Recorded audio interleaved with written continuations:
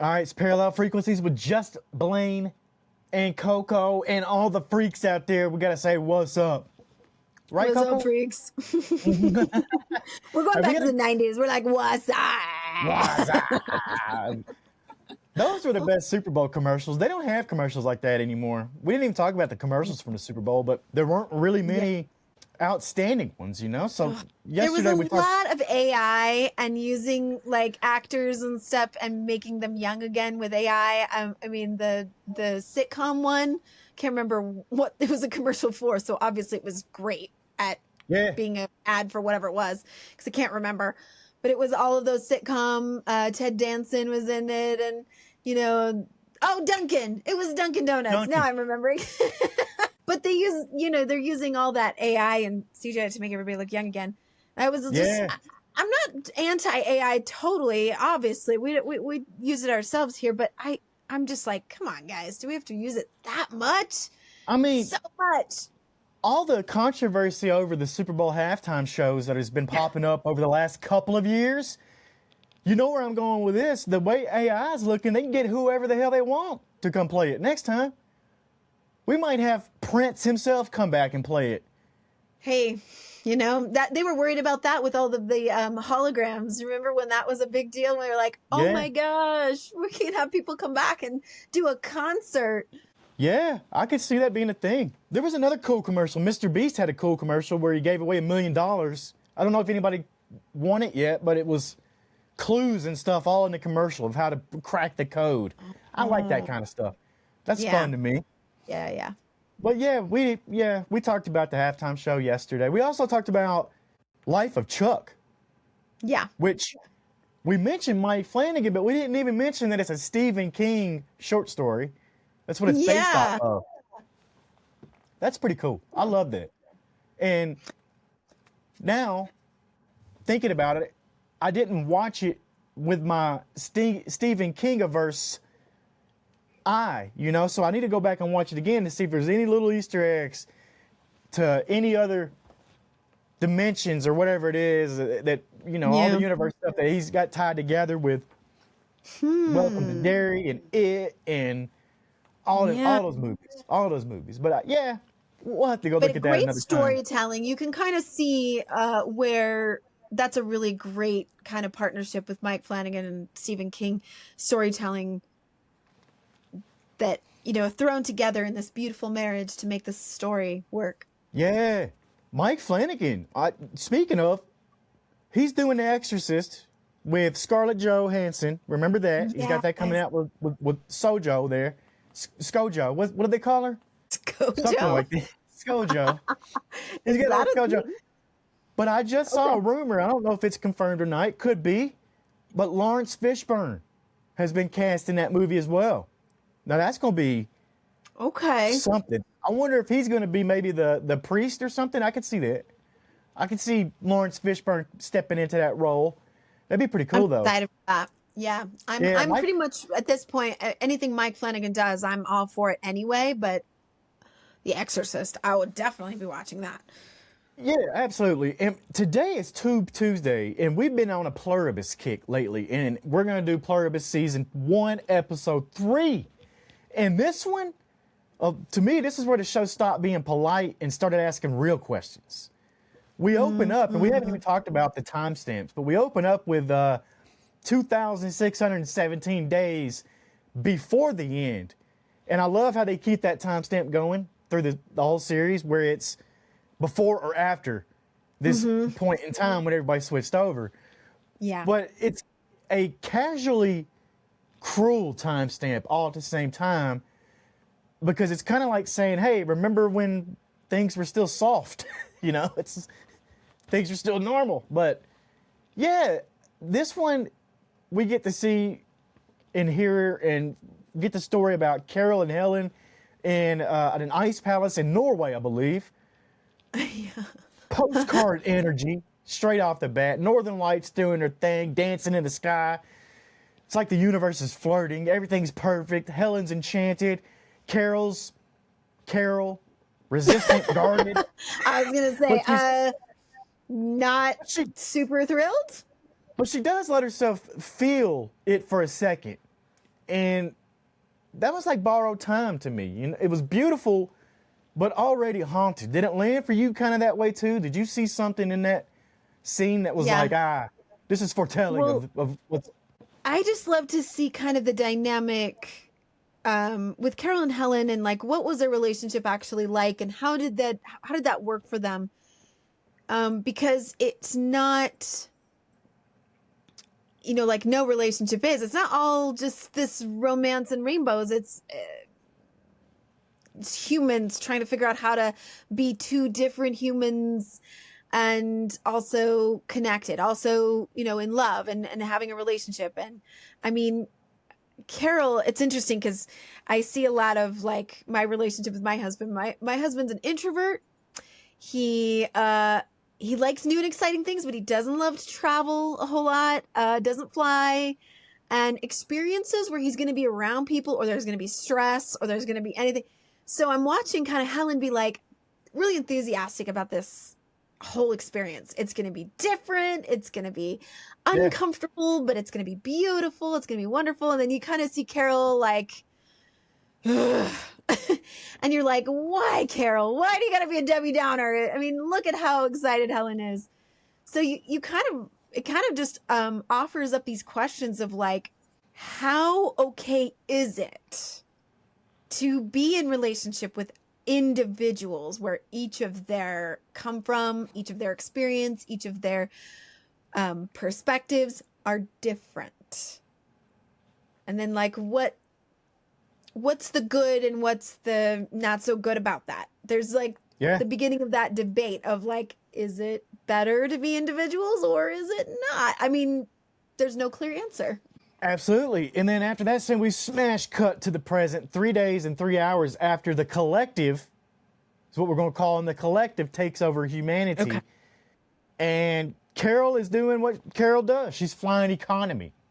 Because, you know, the apocalypse doesn't say apocalypse without capitalism, middle seat, no leg room. No, I'm kidding. But then Zosha's back, so we like that. And then, thank God, Captain John McConnell is flying, because that's a definite upgrade from the TGI Fridays waitress in the last episode. Remember that? I loved that. With her pieces of flair on her, do you remember Office Space? Yeah. Pieces of flair on her little suspenders there. And I mean, it's unnerving. I get it. Carol's like, I'm not totally bought into this whole collective idea. Yeah. And if you've got Applebee's worker here flying the plane, I'm going to be nervous. I'm going to be nervous flying the plane. But Pluribus really has a weird sense of humor about competence. So did that make you laugh, or did you stress out more? Kind of like Carol. I mean, it just highlighted for me, and it was probably the purpose of using that, of showing that off, was to say it doesn't matter who's flying the plane. It's not about the individual. They collectively know how to fly a plane, so it doesn't matter which individual flies it. So it's just like putting the audience back in that mind frame, like just so you don't forget, just so you didn't forget that this is what's going on and that this is what it would be like if that were to happen, right? And Carol is spiraling, but it's also like the productive kind of spiraling, because she's out here wanting to get experts, scientists, anyone not absorbed into this hive mind. And the collective is basically like, yeah, we checked that, not a lot left. You know, it's this is the who you got. That she wants. It's not happening. Like, she's not getting what she wants. Yeah. Then we see the man from Paraguay, and he manages the self-storage facility. He speaks Spanish, not really checked in with this collective. And it's finally an unknown variable, which to me is great in the storytelling from Vince Gilligan again, and the whole arc of what's going on here, because you introduce this new character, and knowing Vince Gilligan in the past, you're like, oh, I better pay attention to what's going on here. But that phone call was a complete disaster. Yeah, this egg is going to be a hard one to crack for sure. I mean, it's like Carol, but times 10, because he's like, I don't trust anybody. Like, I don't know what's going on, but he hasn't done the work that Carol's done to find out, right? Yeah. He pretty much said, this isn't normal. This isn't what I know. I don't trust it. I don't even want to know. I won't be listening. I love the part where he is like giving IOUs to the storage facility when he's taking stuff out of it, because in his mind, eventually everything will be put right again. And I want to make sure that I'm ethical about, I didn't take anybody's stuff. Whereas most everyone else who is in the same boat, they weren't part of the collective. They are like, it's a free for all. Everything's ours now. So how interesting that dynamic of like, I can do anything I want. Everything belongs to me. And Carol's like, I will fly in the back of the plane where I normally fly. And he's like, I will leave an IOU for anybody that I take their stuff, because that's theirs and this is mine. And this is what I want the world to look like when this is all over. There's something honest about that. There's something real kind and honest about that mindset. I don't think it's so much so from Carol as it is, what's his name? Manusos? I think it is. Something along those lines. But Paraguay guy. That's what he was in my head. He seems way more sincere about the reason he's doing it. Yeah. And the phone call, let me just tell you how it went. He yells, she yells, repeat that a couple dozen times. That's it. That was the phone call. Yeah. But no one trusts an interpreter either. So they're like trying to communicate. It's not working. But this phone call to me, it felt painfully real. It's like two people terrified of being absorbed into anything, a system or a relationship or an ideology. But the language barrier even made it worse, because it's like, how do you trust this other person? Are they telling me what I want to hear? Are they telling me what I want to hear? And they know they're telling me what I want to hear. You know, it's so many different things that you start playing through your head. After this, Carol goes home. Zosha stays behind.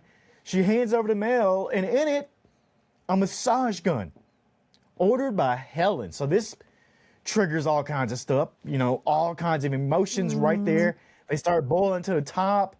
This is where there's a real gut punch, because Carol then asks Zosha to erase Helen. All memories. That's not survival anymore. That's self-amputation. She's cutting off an emotional attachment. She's cutting off memories, time, all that stuff that terrifies us. Like we mentioned in the life of Chuck, she's cutting all that off. And this is the total opposite of our movie that we talked about on Movie Monday yesterday. So what do you think about all that? That's not healthy? Well, and grief is expressed in so many different ways. I can say what I feel is the healthiest way to immortalize people that we've loved, but I know people who have lost, for example, a family I know that lost a young girl in their family, tragically. And I was friends with the young girl's aunt, and she was talking to me about how the rest of her family, her sister, this was her sister's daughter, and their parents, they wanted to take down every photo of the girl. They wanted it all gone. They didn't want any reminders of her in their home. And this was extremely upsetting to her and also to her nephews, the little girl's older brothers, because that isn't what they needed to grieve. Like, it's understandable. It's understandable to want to avoid the pain of remembering that person. And for Carol, anytime that anything is mentioned by these, what she considers to be strangers, not people she knows, and it's upsetting for her to be reminded of anything, that it feels like, what I think is going on, that Carol is like, I don't want them taking anything of Helen. I don't want them having her.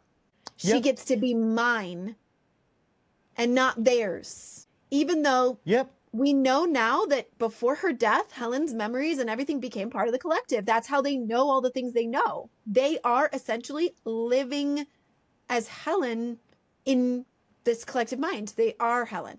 So it's just interesting to see that grief show up in her, is where she's like, I don't like that being thrown in my face. I don't like that reminder of her all the time.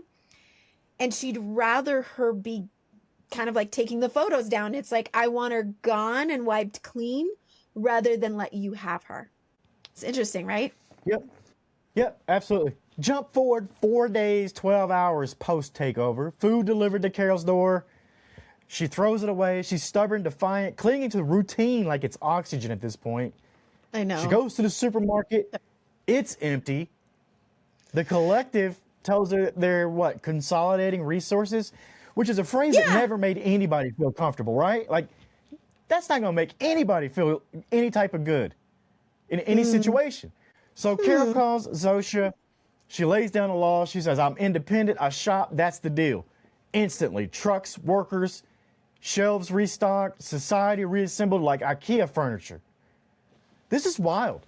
Is this It is wild. utopia, This scene, or I is knew this exactly before it started what was going to happen. I'm like, as soon as she makes that phone call and says, I want my food back, I was like, they're going to have that store put back together in like 20 minutes. I mean, it was probably longer than that, but because they can access the resources that they have, is every individual that they can get nearby. They drive those trucks, unload those trucks, get that all done. I'm like, snap your fingers and it's going to be done just like that. She's going to have the grocery store scene was probably one of my favorite scenes of this show, honestly. Yeah, I loved it because my question to you is this a utopia or just extremely efficient control? Because I'm looking at it, I'm like, oh my gosh, that looked awesome. Like, she got everything for her. Sure, I'd be selfish in that moment and go shopping alone like she does. But what do you think? Is this something that... Okay. I really think this is highlighting kind of the crux of the moral dilemma that we have on the us versus them, the individual versus the collective, right? So we have like extremes on both sides. I am going to reiterate as many times as we go over this in the show is that there cannot be a wrong either way. Yeah.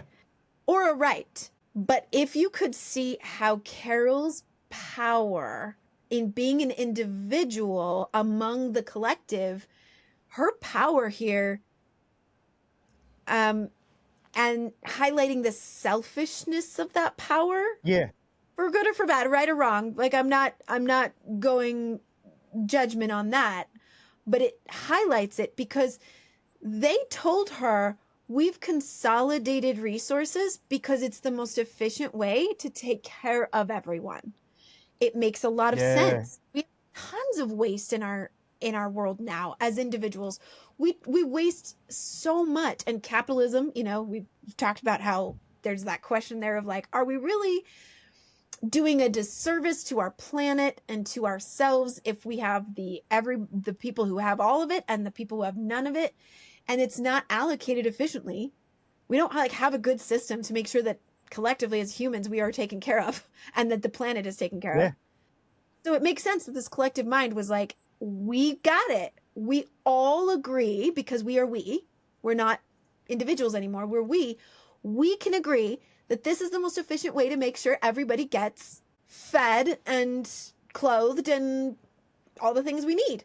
So we don't need these grocery stores anymore. We can consolidate all those resources and then allocate it fairly to everyone. And then just like we don't need electricity. Yeah. Yeah. Go ahead. Yeah. They're shutting all those lights down. They're all sleeping. I don't remember if that was this episode. They're all sleeping in the stadium. I mean, they're just like, we don't need it. We take only what we need and we make sure everybody's taken care of because everybody can agree, right? But Carol is an individual. So she gets to say, I want a grocery store for me, for myself, only me, because I'm the only one that's going to use it. And I want every shelf filled like I am used to it being, even if that's a huge waste of food, which it will be. Yeah. And they do it. It was, because the most honest detail in this episode is when she shops and she only ends up with a microwave dinner. To me, that's a lot like what we would do if the world was ending. We would still eat sad frozen meals. That's me. I'd go up there and get me a lasagna. Yeah, I'd get me a lasagna, put it in the microwave for 4 minutes. I'm good, but that's it. I wouldn't care about nothing else in there. But yeah, the lights go out, entire town. So power is conserved. Like you said, they're not using the resources. So why keep it on? There's no crime. There's no night shifts. Zosha explains it like it's the most logical thing in the world. Yeah. And that's when Carol snaps. And we get the title to the episode, which is Grenade. And Carol tells her, well, bring me a hand grenade. And guess what? Zosha does. So right here, though, dark humor finally cracks Carol. Because she laughs. She invites her in for a drink after that. It's the first time that we really see Carol feel human again. Laughter as a pressure valve. Mm-hmm. Speak to that, because you know how much laughter and any kind of whatever can help you. What did you see right here when she finally showed a human Carol? Yeah, whether it's an outburst of crying and a showing of grief in the way that breaks your heart, or it's laughter, either way, our body needs to, it's just like you said, a pressure valve. It needs to release that emotional, and it feels like she's finally gotten to like the crux of figuring this out. Like, give me a hand grenade. Oh wait, you did hand me a grenade. Yeah. So it starts to shift our perspective too as an audience is watching this, is like, well, I mean, she just asks and she gets it. They're willing to make her comfortable and to make her feel good and really do just about anything to make that happen. I'm not exactly sure why yet, but it kind of relieves that at least Carol's gotten to this point where she can start to trust them. Like, okay, I'm starting to figure you out. Like, you're not here to hurt me. I'm safe here.